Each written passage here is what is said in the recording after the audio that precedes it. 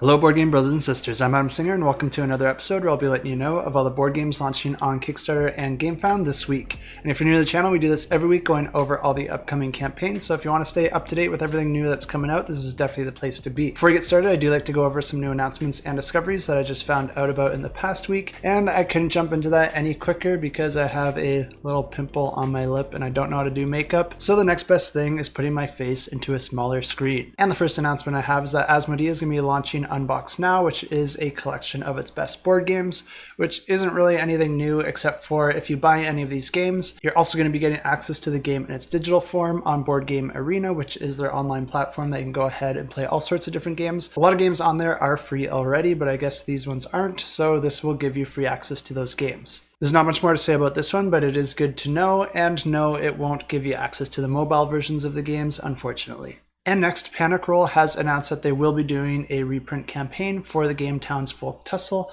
and this is a game that just got sent out to all the backers a few weeks ago. It's been getting some pretty good reviews, and I know a lot of people wish they jumped in on it, so you will get a second chance to do that, and I'm sure it'll come with some fancy new content as well for everyone to check out. There's no date set for this one yet, but it has been confirmed that there will be another campaign. Next up, we just have something that I thought was interesting, and that's that there is a new expansion that you can go ahead and buy in retail right now for Cosmic Encounter. And this is a really interesting expansion, but it's not one that I'm going to be adding to my collection just because I like Cosmic Encounter the way it is, but this is going to be adding a campaign mode to the game. I haven't looked too much more into how that all plays out, but if that sounds interesting to you, this is definitely one worth checking out. And it will come with a ton of new aliens as well, which does make it somewhat tempting to me. And lastly, I do have a little update for Uprising Curse of the Last Emperor, and this is a game that I had announced a few weeks ago, and this is going to be launching in about 10 days here, but I just wanted to let everyone know that we're going to be doing a pretty epic giveaway for this campaign, so you're definitely going to want to check this out once it goes live. And I always run these giveaways the episode after the campaign funds, and this is a fantastic game. It's one that I have in my collection, and it's normally right above my head here, but I actually have it down right now because coincidentally I'm actually trying to play it this weekend. But this is a fantastic game and it will fund really quickly. So with all that in mind, I'm sure I'll be running this giveaway immediately in the episode after it launches.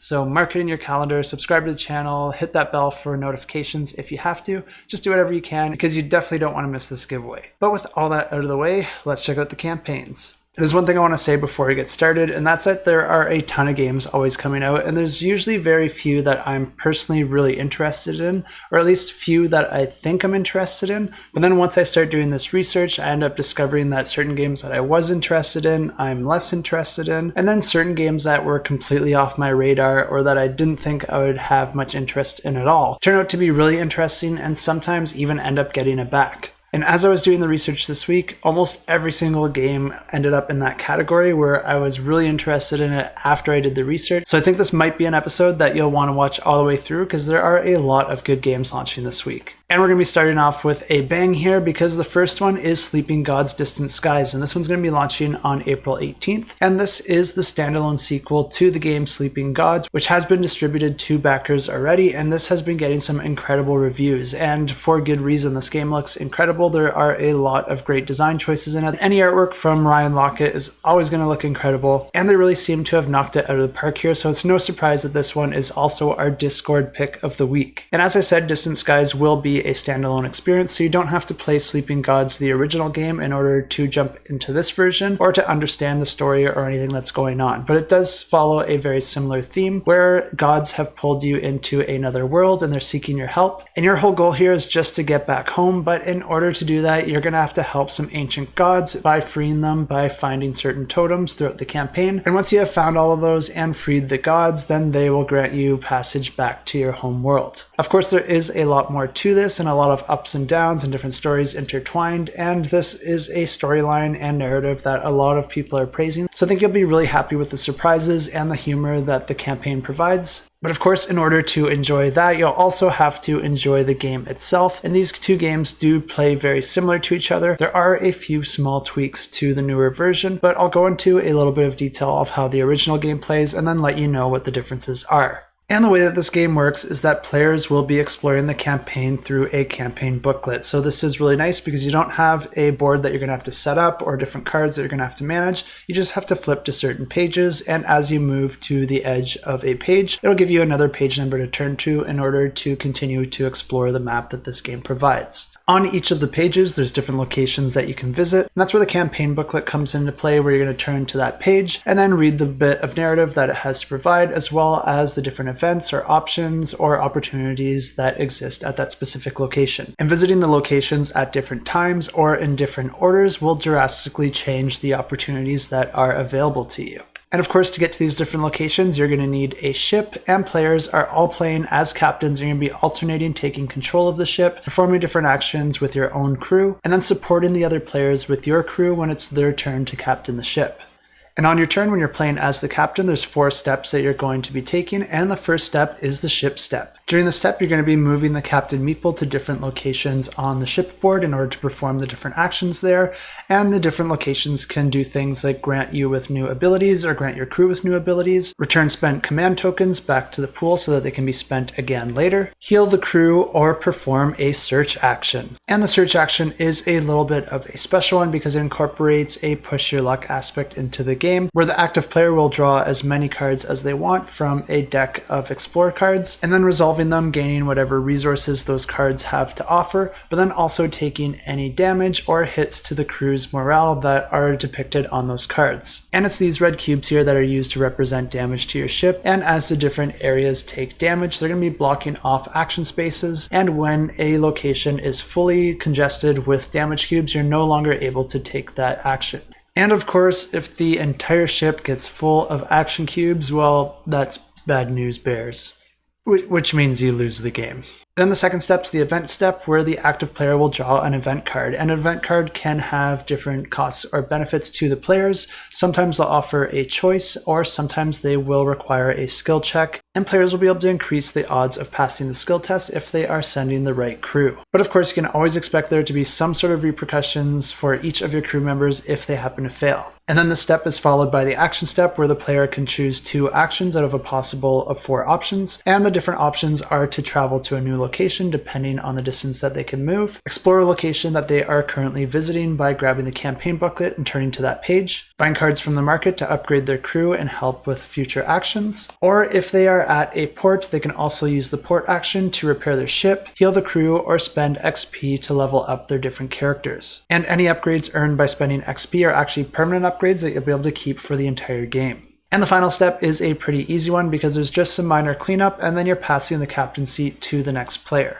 And as the players are taking their turns, trying to not completely destroy their ship or their crew, they're going to run into different opportunities to go on quests and adventures. And this is where players will really be moving forward in their objective to try and gather these totems in order to free these gods, in order for them to get back home. But of course, this won't be easy, and some of these quests might send the players into some unknown locations, and more than likely encountering some different monsters that aren't so happy to see you. And the combat in this game is really interesting because you could be fighting many monsters at once, and you put all the monsters in a row in a sort of tableau, and players will be using command tokens and sending out their crew members to attack these baddies, and using their special items, while also drawing a random card for accuracy, which will add to the character's base stats. And depending on how well you do, you'll be able to add tokens to the grid of the different monsters, placing a token adjacent to one that was already placed there. And the main goal for the players in order to defeat these monsters is to cover any of the squares that have a heart on them, and then that monster will be defeated. Of course, there are some other nuances and opportunities here as well that players will have to weigh into their decision.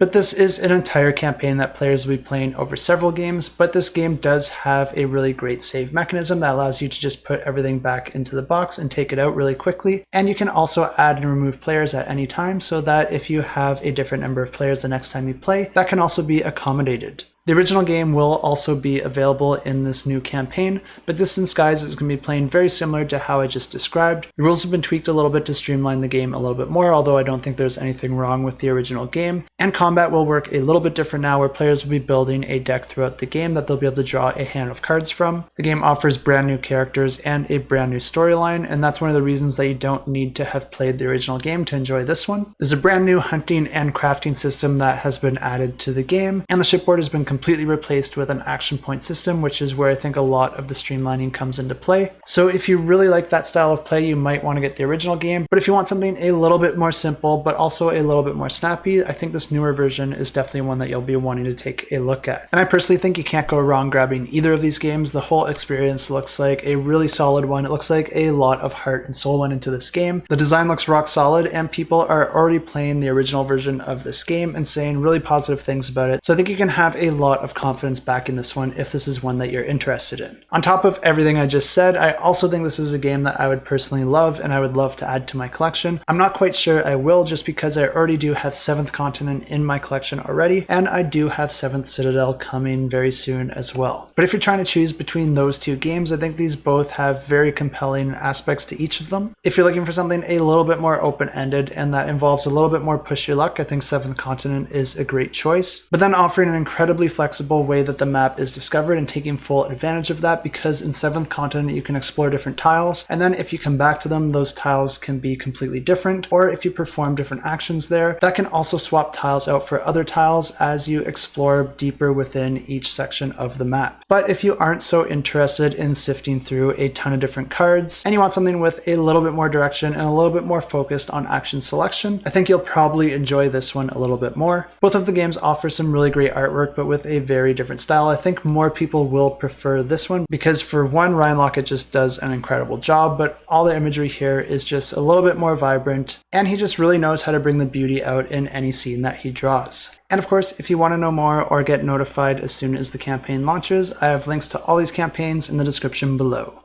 And the next campaign we have, also launching on April 18th, is called Elric: Rise of the Young Kingdoms, and this plays 2 to 4 players and takes about 60 to 120 minutes to play. And this is a game based on the books by Michael Moorcock, where players are exiled citizens led by the banished Prince Elric, coming back to try and help a kingdom that is under attack. So players will be working cooperatively, putting their characters out on a multi-level board, attacking different demons and monsters while avoiding traps, because if the monsters win, all players lose. But as players are doing this, they're also competing to collect treasure and loot, because that's going to earn you victory points for the end of the game, and the player that earns the most will be the one that earns the right to rule the city after the monsters have been destroyed, and that player wins the game. I don't have too much more info on how this one plays, but I know that it will be using dice rolling for combat, and players will be going up against bigger enemies and dragons in later stages of the game. And one of these designers was also a contributor to a lot of the Zombicide franchise, as well as Massive Darkness and Hate, which were all released from CMON. So if those are the types of games that you enjoy, I think this is definitely one to check out and to see which of your friends can save the city and become its new ruler.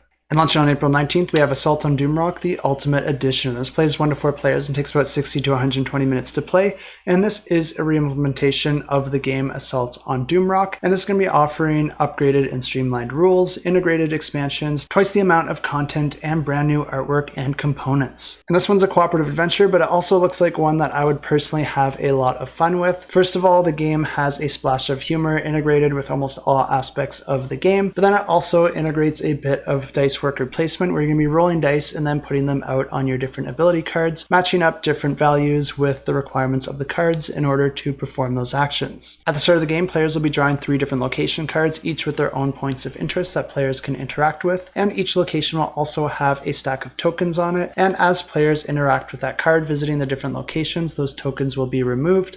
Once all those tokens are removed, the player who removed that last token will also get a nice bonus. Players can also pay resources to explore new locations, which will bring additional cards into play. And of course, as players are exploring these different locations, they're going to be running into different opportunities and different monsters. And in order to attack the monsters, players will be rolling dice and assigning those dice to their different ability cards or items that they've collected thus far throughout the game, allowing that player to perform different actions and attack those monsters. And play continues like this until they reach the final boss for the act, and if they're able to defeat that boss, they will move into the following act. And the whole goal here as you're moving through the game is to try and get as many upgrades and abilities as possible and create the strongest character that you possibly can, because that final boss is not going to be easy and you're going to want every advantage that you can get. Not a super complicated game here, but it does sound like a lot of fun, and I think it'll offer a lot of great decisions. And if this one does sound interesting to you, you'll definitely want to subscribe because it'll get you a free board that will help you organize your different decks. And this is another campaign that I think that you can have a lot of confidence backing because there's already a ton of content out there. This is a reimplementation of a game that already exists, so you can go and check out different reviews or even go ahead and play the game for yourself. The campaign hasn't even started yet and there's already a ton of content on the campaign page. There's no way I can possibly go through all of this right now, but if you want to see it for yourself, I have links in the description below, and you can click that follow button to make sure that you get notified, but then also guarantee that you get that additional board added to your pledge.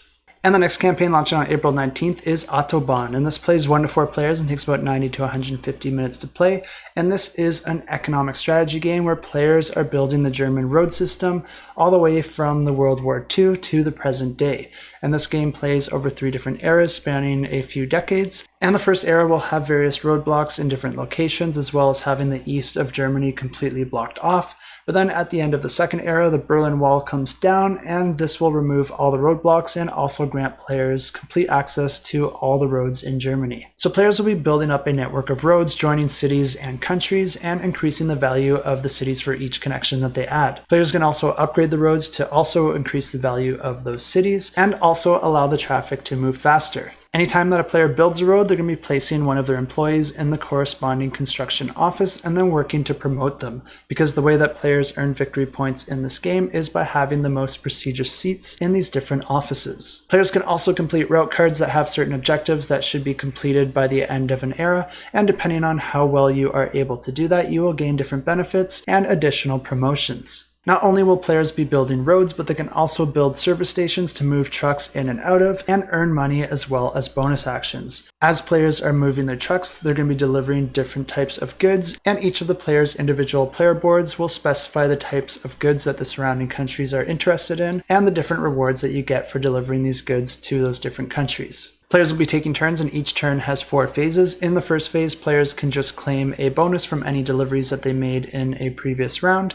And then the second phase, they'll be able to take an action. They can either play a card to build or upgrade a road, load a truck, build a service station, unlock new technology, which is a permanent ability, and can possibly unlock more promotion possibilities. To play a card, players will choose one from their hand and then put it above these action spaces at the top of their player board. Each of these spaces has a limit of how many cards can go there, but this can be upgraded later in the game. Spaces at the top of your board represent the different actions you can perform, but then the color of the card represents the location that you can apply that action. Or instead of playing a card, you can choose to just refresh your hand and you'll be picking up all the cards that you've already played, gaining some money for each of those cards. Or instead of either of those, you can just claim funding and just get money directly. After that phase, we move into the truck phase, but only if you did play a card, because you'll be able to move any trucks in the location matching the color of the card that you played. And the final phase is just the end of your turn, and the only thing you have to do here is check if you've played all your cards, and if you have, you just pick them all up, not getting any bonuses or any additional money for doing that. At the end of each era, players will also get an equal amount of funding, and then the player who triggered the end of the era will also get a free promotion. And this is where the players will also be checking their route cards and seeing which of the objectives they completed and earning the bonuses for each of those. The game continues like this until the end of the third era, and then the player with the most victory points for earning the most prestigious seats in the different offices wins the game. And launching on April 19th, we have Bedeville Carnival, and this plays 2 to 4 players and takes about 30 to 50 minutes to play. And this is a competitive game where players are undead characters who wake up every night to visit their favorite theme park, and they're trying to have the most fun and earn the most desirable souvenirs in order to gain victory points and win the game. And of course, not everyone's happy about the undead getting up and roaming around about the night, so players will also have to avoid the Gravekeeper and his cat because they are major buzzkills. And each player in this game will be choosing their undead character, each with their own unique abilities, and then putting their miniature out on the board. The board is set up by placing the theme park board in the middle, and then drawing the different attractions and putting them all around the outside with a stack of souvenirs underneath each attraction. The Gravekeeper and his cat will be at one location, and then players will all put their characters out so that they're not sharing any spot with any other characters. Players will be taking turns performing 4 actions on their turn, and the first action is that players must always move their character 1 card either to the left or the right, or to the complete opposite card of the board, as long as there's no one else occupying that card. When a player lands on a card, they're going to earn the joy markers indicated underneath that card, which is represented by these different colored skulls, and you'll just take those tokens from the center of the board and add them to your own personal pool behind your player shield. These come in different colors, and as you earn enough of them, they can be traded in for souvenirs at the attraction that you're currently visiting, or you can pay one additional token to purchase a souvenir from one of the adjacent cards. The second step on your turn is that you must perform the action on the card that you've landed on, and that is outlined at the bottom of the card. And the third step is to just add noise markers as indicated by the number on the card. And then finally, you're going to be drawing a token from a draw bag. And the different tokens can have different positive or negative effects, but they can also trigger the cat or the gravekeeper to move around on the board. And if you draw the gravekeeper token, he's going to move to the card with the most noise tokens in the direction that he is facing. If he moves through a card that has another player's character, then that player has to take their character off the board and put them back on their future turn, and they will also lose one joy token. If the player draws the cat token, then the cat's going to move instead, and it will block any of the abilities of the card that it lands on, and it will also cause one of the souvenirs to be discarded at that specific location. The game continues like this until all the souvenir cards are gone, and then the player with the most victory points from those souvenirs wins the game. And if this one sounds interesting to you, you'll definitely want to follow it because it will add a Metal First Player ticket token to your pledge when you go ahead and back this campaign. And the next campaign, also launched on April 19th, is Spaceline, and this plays 2 to 4 players. It takes about 30 to 60 minutes to play, and this is a really interesting competitive dueling card game. And the main thing that differentiates this from a lot of other dueling games that I've seen is the way that the different dueling lanes are formed. Basically, there's a dueling lane between each player and the player adjacent to them, but then there's also a lane towards the center of the table where all players are a part of. And each turn in this game does happen simultaneously, so I think it will be quite snappy and quick. But there will be an active player that basically decides which lanes will activate first. And each turn, players get to assign their 7 cards in their hand to the 3 different lanes that they have access to, the one to their left, the one to their right, and the one towards the center. This will essentially put your card into combat, and you're going to be trying to get the most strength in the different lanes in order to win that match. And the reason you want to win is so that nothing happens to you, because every other player that loses within a lane is going to have damage inflicted on them. Each player is going to have a sort of defense token in each of the lanes that they're a part of, but then as soon as that takes any damage, it's going to get flipped to its damage side, and then any additional damage will get inflicted to that player's base. The game ends once all the other players' bases are destroyed, and the last player standing wins the game. But another neat aspect to this game is that players don't have to play all their cards into the different lanes. Instead, they can choose to play it into their own player board, and if they do that, that will allow them to activate an ability on their personal player board, with each of those abilities being different depending on which character's army you are playing as. In addition to their strength, each of the cards can also have different abilities on them as well, so this might dictate which cards you want to put into play and which ones you want to hold back, because some of them will be exhausted permanently while others might come back to your hand.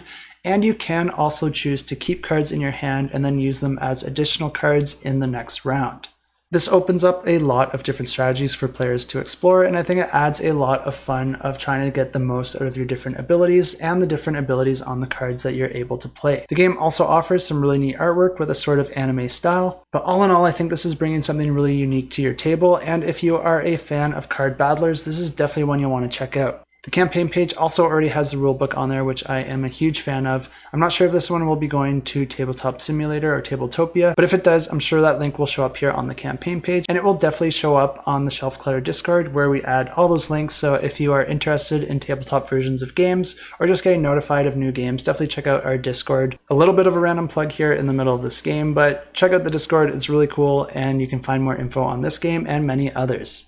And launching on April 19th, we have another really incredible game, and this one is Lawyer Up. And this plays 1 to 2 players and takes about 60 to 75 minutes to play. And this is a game where players will be going head to head, the defendant against the prosecution, calling witnesses to the stand, providing evidence, and trying to prove to the judge and jury whether or not the defendant is guilty or innocent. At the start of the game, players can choose the case that they want to play, with each case having a different type of crime, as well as some different mechanisms and a completely different deck of cards for players to explore. And within each case, there's actually 4 different strategy cards, which can further change the way that you experience that specific case. This will also provide the setup instructions and provide the lose and win conditions for each of the players, which usually has to do with the jury and the judge.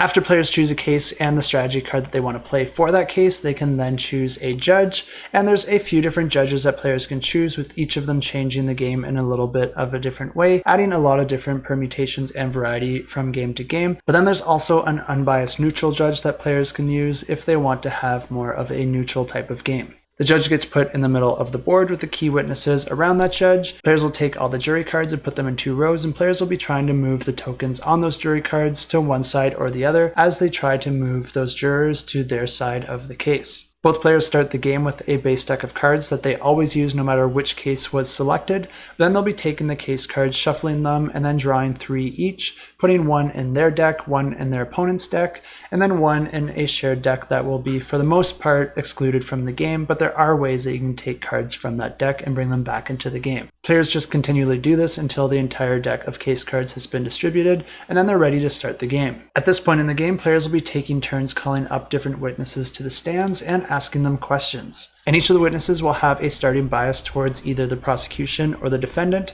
or they can either have a neutral bias where they aren't one way or the other, and this will add a little bit of influence towards one player or the other, or both. Each of the witnesses will also have a set of icons on them, and then players will be alternating turns, adding more cards to the witness by matching the different icons from the cards that they have to the cards on the witness card, which will add more influence to that witness, winning that witness to their side. Some of the cards can have different abilities that get activated when you play the card, but they can also have different victory abilities that get activated if you have the most influence once both players have passed. But this will happen back and forth while players try to match icons with the card that they played before, and this will continue until one of the players passes, and then the other player can continue playing cards, or they can also pass at any point. And then once both players have passed, the person with the most influence for that witness is going to win the round. That allows the player to perform both the victory ability on the witness's card, as well as the card that they played last in their stack. And the neat thing here is that the player with the most influence subtracts the amount of influence the other player earned, and then they'll be able to spend the difference on the juror cards to move that token up towards their side of the card. Players will also have a number of action tokens that they can spend throughout the game.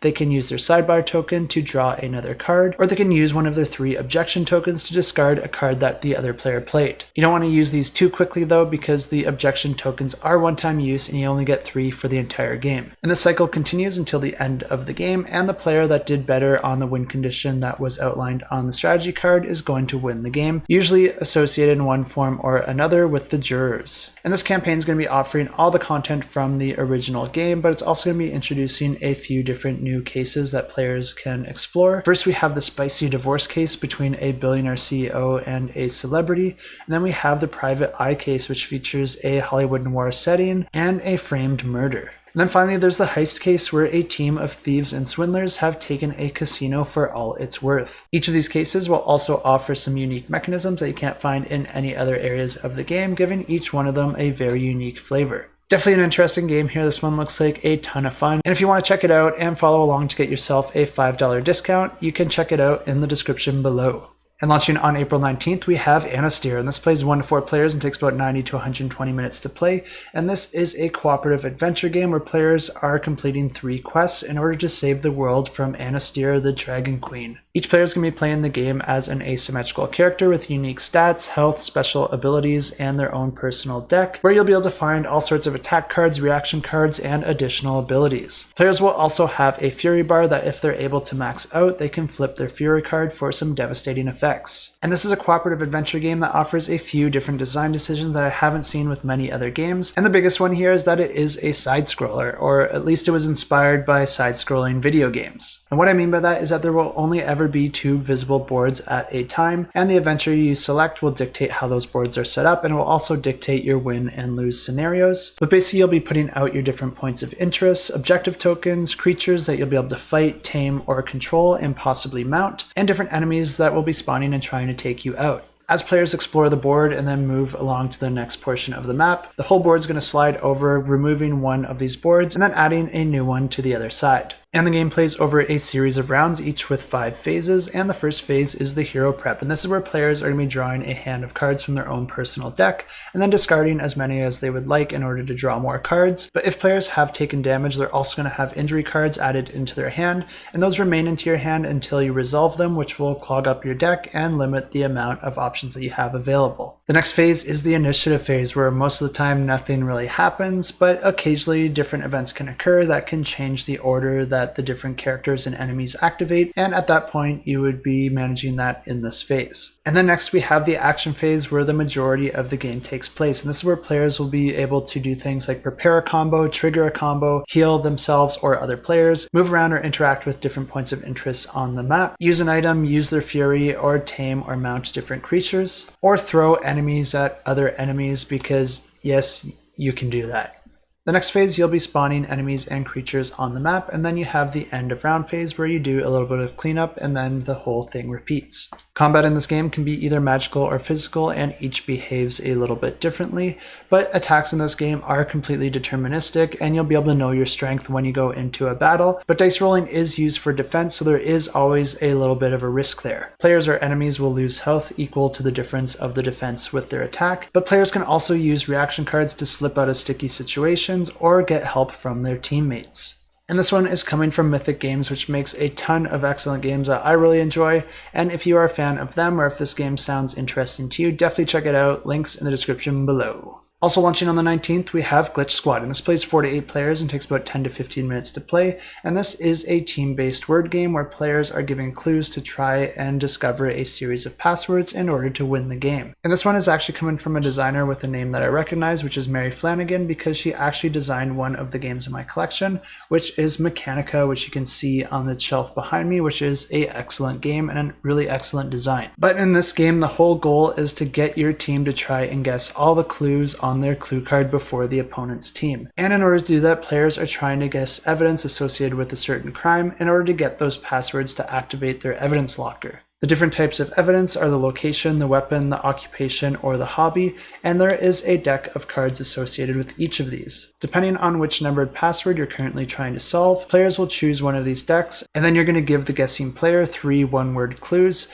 to help them try and guess that word. The catch here is that before the guessing player gets to see those words, your opponent player will be able to erase one of those words and replace it with one of their own in order to try and mislead the guessing player. If the player guesses correctly, then you can reveal one letter of the password. But if the player guesses incorrectly, they can try and draw a forensics card, and that will give the player some information of which of the clues can be trusted or not trusted. The player can then get a second chance to try and guess the word. But if they guess incorrectly a second time, then they're not going to be able to use a forensics card on their next turn, and your opposing team is going to be able to see the next letter on their password. At the end of each turn, players will also have an opportunity to guess what their password is, and the player that guesses all their passwords first wins the game. And the next campaign, also launched on the 19th, is called Explorers of the Woodlands, and this plays 1 to 4 players and takes about 45 to 60 minutes to play, and this is a cooperative adventure game where each player is going to be controlling their own asymmetrical character with its own unique stats and battle dice, and players will be able to gain items to upgrade their characters throughout the game. But the way that this game plays is that at the start of the game, players will be shuffling a deck of location cards, then you're going to be shuffling a final boss into the bottom portion of that deck. Depending on the adventure you're playing as, there might be a specific boss that you go up against, or if you're just playing a one-shot scenario, then you can just randomly select a boss from the deck and then add it to your game. And the game's going to play over a series of rounds until you eventually reach that boss tile, and then you engage in the final battle. Each round has 2 phases, and the first phase is the exploration phase, and during this phase, all players are going to draw a tile from the location deck and then place it anywhere on the board where it can fit together with another tile. Tiles can also have different dangers and traps with random effects if the player moves into them, and there's also a few different special tiles like a merchant that allows players to upgrade their character with new items, a water well where players can earn resources, or portals that allow players to move across the board. The next phase is the adventure phase, where all players will roll their hero dice simultaneously and then assign their individual dice to their player boards to perform different actions. This will allow players to perform different actions like movement, avoiding traps, collecting resources that they can spend to unlock special abilities, or boost attacks when they go into battle. If players enter a tile with a monster, then they can attack that monster by rolling their attack dice, and all players start with 1 standard attack die, but they can unlock more throughout the game or spend resources to re-roll their dice. The monster is represented by the smaller tile that has a few different icons on it, and that's going to let you know the power of that monster and their defense, and what you have to roll in order to defeat them, and if they have any weaknesses or strengths. Once players discover that final boss tile, then the boss is going to enter the game, and the boss behaves just like all the other monsters with a couple exceptions. Each boss has 6 different abilities, and each time a player gets into battle with the boss, they're going to roll a die, and that's going to dictate which one of those abilities activates. On top of their higher strength and defense, this will add another challenge for the players. But each boss also has a threat gauge that's going to increase periodically, and if that gauge ever reaches the max, then the boss wins and the players lose the game. So there is a sort of timer that gets activated that players will have to race against. If a player loses all their health, they don't actually get eliminated from the game. Instead, they just get knocked over, and another player will have to spend resources or health items to revive that player. But if all players get knocked out or the boss's threat gauge reaches the max, then all players lose the game. And launching on April 19th, we have Castles by the Sea, and this plays 2 to 4 players and takes about 30 to 60 minutes to play, and this is a competitive game about building sandcastles. And the way this game works is that players will be stacking different sand blocks in order to build up their castles, and you'll be able to put out 3 of these on your turn, and then you'll be able to put different structures and figures out on those sand castles to try and fulfill different objective cards in order to earn different sand dollars and get the most points at the end of the game. You'll earn these dollars for the different figures that you have placed out on the board, but then also for fulfilling those different objective cards. And this makes most of the game completely deterministic, except for there's also hazard cards that can get put into play at the end of each round, but these are based on player actions, and this can cause different things like dogs or beach balls to roll through your sandcastles, or the tide to wash away portions of the board. And this is definitely a game I've seen before in an earlier prototype version, but I don't remember where, and I couldn't find much more information on this, and I kind of have the memory of a goldfish, so I don't remember the details anymore. But in a nutshell, that's how the game plays, and if you want to know more, you can go ahead and check out their campaign, and I have links in the description below. And the next couple games we have are both launching on April 21st, and these are both games that were supposed to have launched already. So I've already covered these ones in past videos, so I'll just go ahead and roll that footage for you now.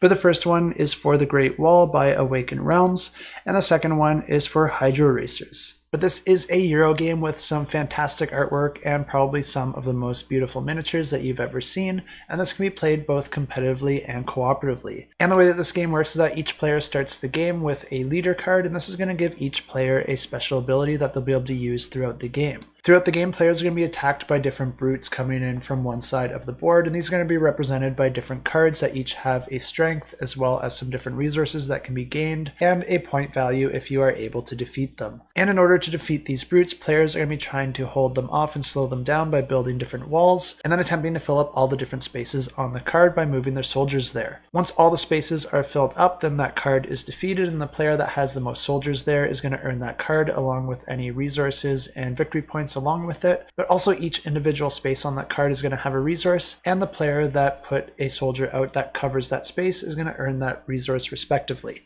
But this is a worker placement game, so on a player's turn, they're going to be performing different actions by placing workers on different areas on the board. Some of the actions that players can perform are to gain different resources of different types, spend those resources to buy new troops such as infantry, archers, or horsemen, or gain special ability cards which will allow players to perform different effects, as well as optionally perform a special ability at an additional cost. Of course, players can also spend resources to build different walls and barricades, or perform actions to move the different soldiers to different areas on the board and attack the different brutes. But this is a game that's been getting some pretty incredible reviews. Tom Bassel gave it a seal of excellence, and a ton of other reviewers gave it really great reviews as well. One gripe that I have heard about this game from the community coincides with some of the issues I see with a lot of Awakened Realms games, and that's that the rulebook is just a bit of a slog to get through. I can't really tell from the campaign page if they're adding anything new or revising anything in the game, but I really do hope that they take this as an opportunity to at least revise the rulebook a little bit to make it a little bit clearer. But reprinting a game is also a great opportunity to make any tweaks and improvements from all the feedback that you got since the game was originally released, and it's something I always like to see with reprints of new games, and I'm sure there'll be some new content added to the campaign, at least through stretch goals. It's not too clear if there's going to be anything new or any new expansions, but if you are interested in this one, or if you already do own the game, you'll definitely want to follow along to get any updates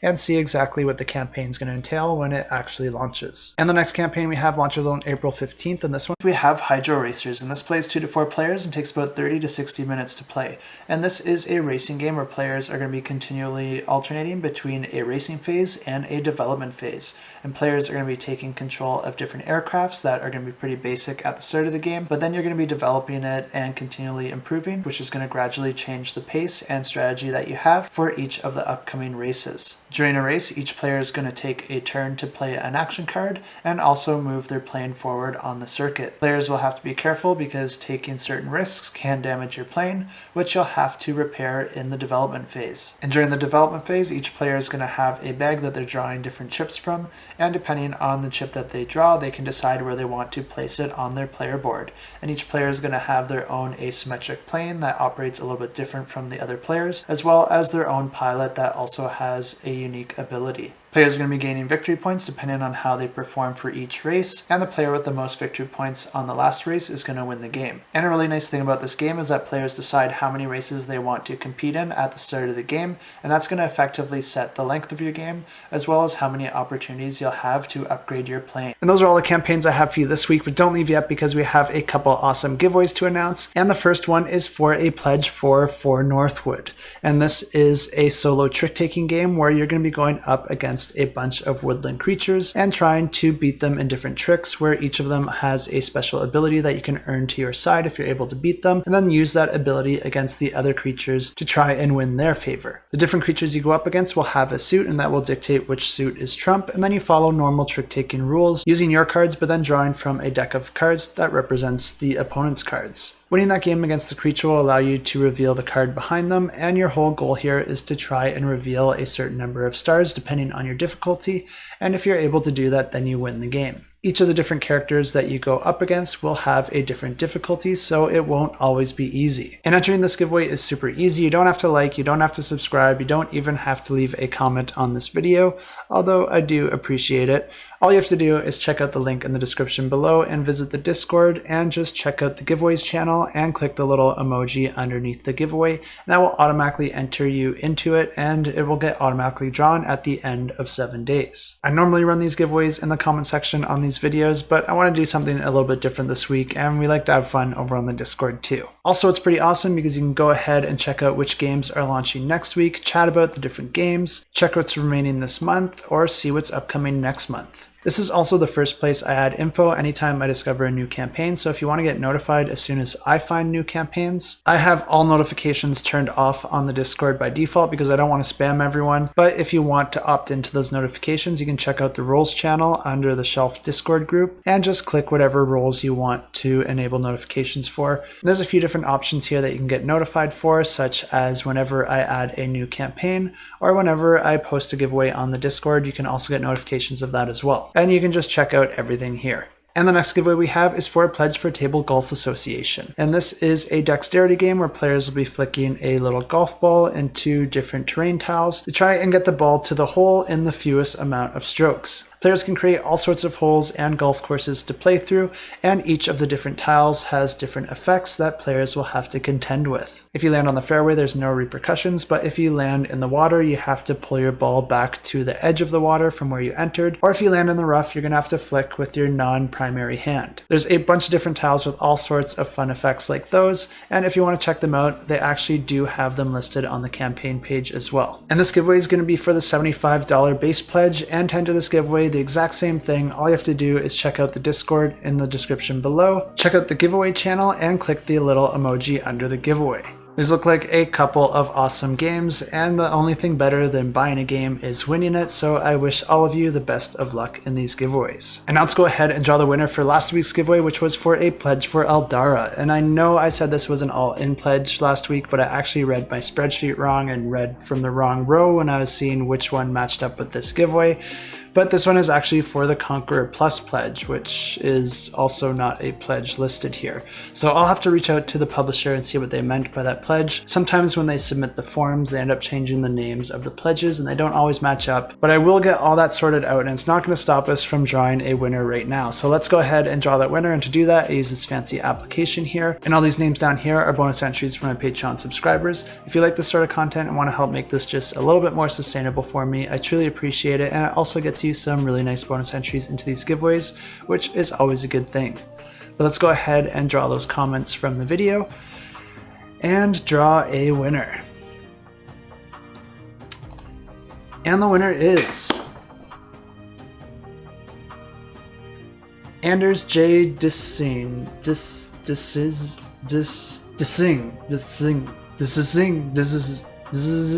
Anders J. Congratulations, I'll reach out to you and let you know that you won yourself a pledge for Aldarra. And that's it for this week. I hope everyone has an excellent Easter weekend with a ton of great food.